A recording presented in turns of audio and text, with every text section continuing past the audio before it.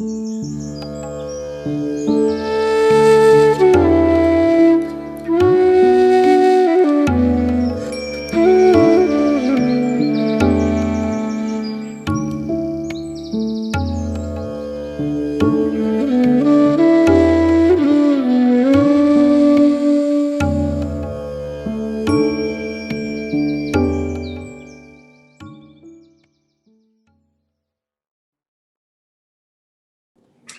Tom. Good evening.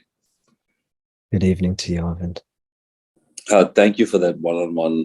I guess last week it was a lot of progress after that. My question is a pretty mundane question, actually. It's about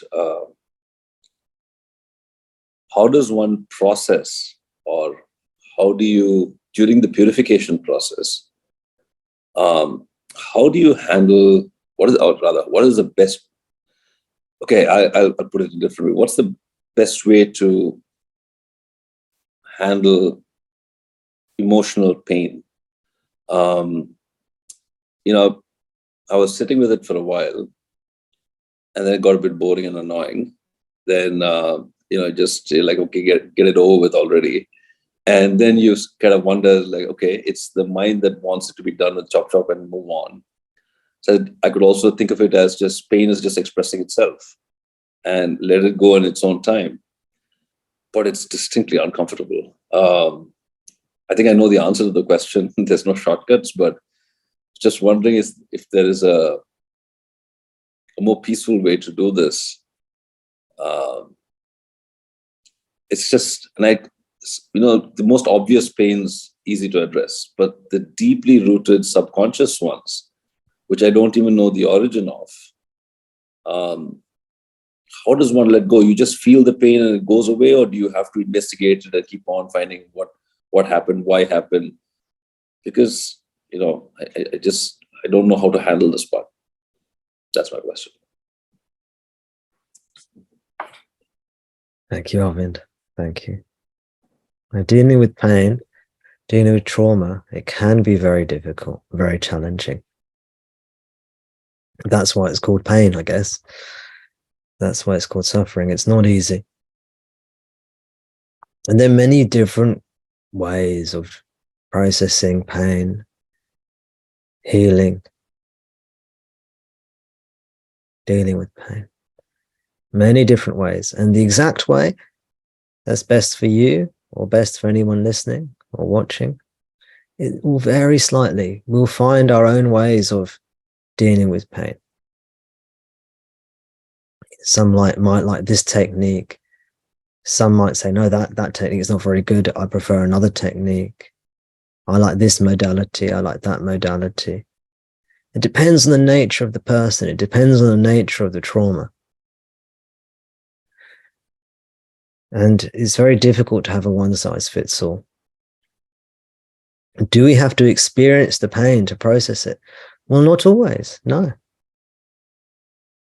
See, sometimes we do, it seems. We have to re-experience the pain to allow it to come up, especially if we've been suppressing our emotions, to allow these past hurts, these repressed feelings to come up, to surface, to be expressed.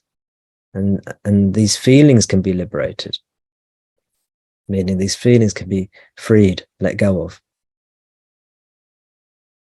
And other times we don't have to. We don't have to. Sometimes we're indulging. Sometimes if we try and feel too much, we become overly sentimental. This is not good either. We lose touch with our inner strength. Now, so in the context of what I've just said, there is one easy way for everybody. And that is to give all your suffering and pain, give all your hurt to Bhagavan. And this is how we do it. We say, Bhagavan, Ramana, I've got all this pain. I've got all this hurt. I don't even know where all of it's coming from. I don't understand it. Why is it happening to me? I don't know. I have this situation in life. I have that situation in life. I have this trauma. I have that trauma. I have this problem with my personality. I have that problem with my personality. I'm quick to react in this situation and slow to react in that situation, you know? I have all these problems and pains and sufferings, issues. Bhagavan, can you deal with them for me, please? And Bhagavan will say to us, non-verbally, he'll say to us, of course, I've been waiting for you to ask me to deal with this for you for a long time. I'm here waiting for you. I'm just waiting for you to hand the baton over to me so I can take care of you. And he will take care of us. We give all our problems to Bhagavan. He will solve them all for us. He will. He will do it perfectly with such creativity. Sometimes you cannot imagine. But we have to, for it to work, there's one thing we have to do. You see, when we give a problem to Bhagavan, the only way it works is if we allow him to solve it for us. This means we have to, when we give something to Bhagavan, we say, Bhagavan, deal with problem X, problem Y, problem Z, deal with this problem for me. Then you have to sit, rest, and be happy. Very important. You have to then sit, rest, be happy in yourself.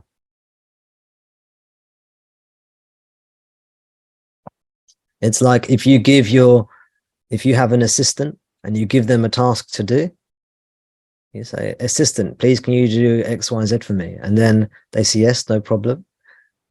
And they're about to leave the door and get on with it. And you say, oh, one more thing. Don't do it like this, do it like that. And they say, okay, that's fine. And then they're about to leave the door and you say, oh, just one more thing. That bit where you go up and over, can you not go up and over? Can you go down and under instead? And they say, oh yeah, sure, no problem. They're about to leave and get on with it. You say, oh, just one more thing. That bit where you go round in a circle, can you not go round in a circle? Can you go up in a square or something, you know? And they go, oh, okay. And then you never let them deal with it. So when we give a problem to Bhagavan, if we take it back, then we haven't really given it to him. All of our problems are actually Bhagavan's problems. Let him deal with it. It's his stuff. Let him deal with it. And when you take it away from him, you're taking something that is not yours. So when we give something to Bhagavan, we have to give it to him and then we let it go. We be happy in ourselves, in faith and love.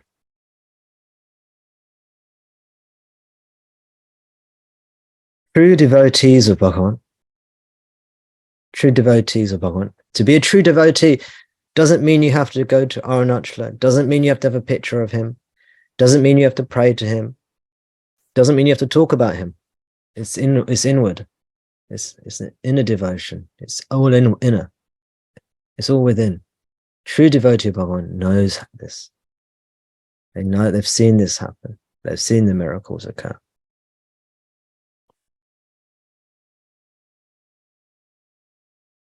What is Bhagavan? Where is he? He is yourself. He is the I am. He is the source of all creation. That is what you are.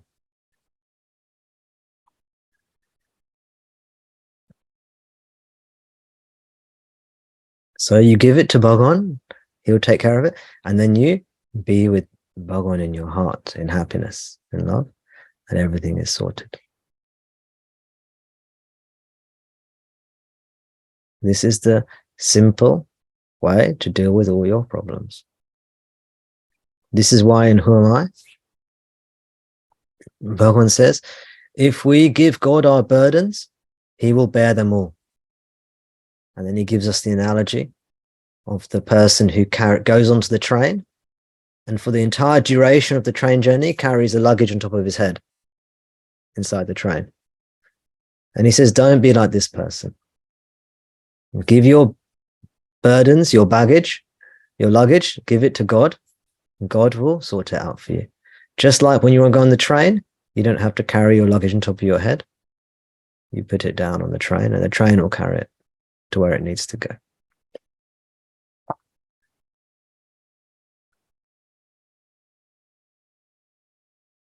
This is simple teaching. That hits close to home. Thank you so much, Tom. I think that, because I think I've tried every trick in the book. So I think that sounds about right. Thank you. Thank you, Arvind.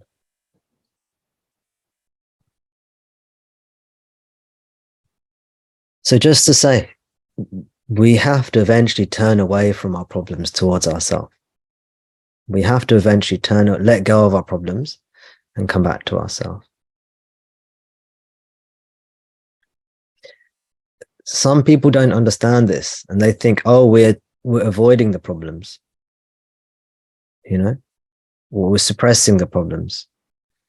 This is spiritual bypassing. We should not do spiritual bypassing.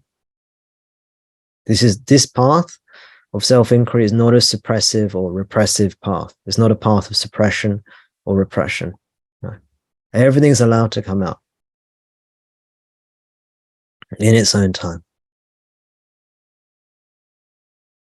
Gently, gently, in its own time. Everything will come out. All the traumas, all the hurts, it will all be healed.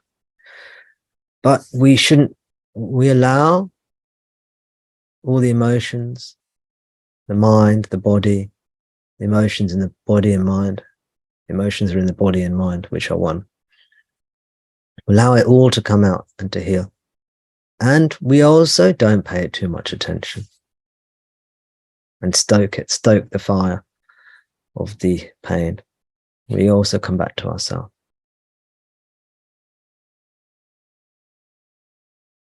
We let the body-mind world, we let Ishvara, or God, Ishvara.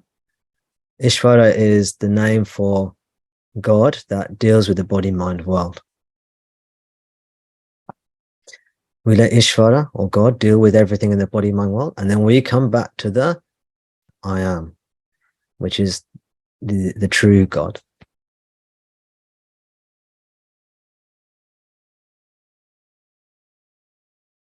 There's the God that looks after the whole of Maya, the whole of creation. In Vedanta, that's called Ishvara. Ishvara literally means the ruler or the Lord. It's equivalent to, in English, we say the word Lord, meaning God, Lord God, the ruler. Ishvara looks after body, mind, world. And then we come back to the I am, which is that silent innermost presence, that happiness, that joy within. Thank you, Arvind, for the question.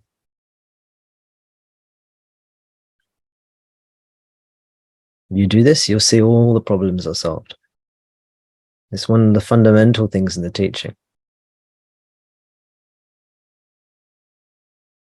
This is why I say all blessings come from Guru Bhagavan, because we just connect with him, we get everything. And anything we want, anything we ask for, he will give it to us. Not always in the way that we want it, but he will give it to us.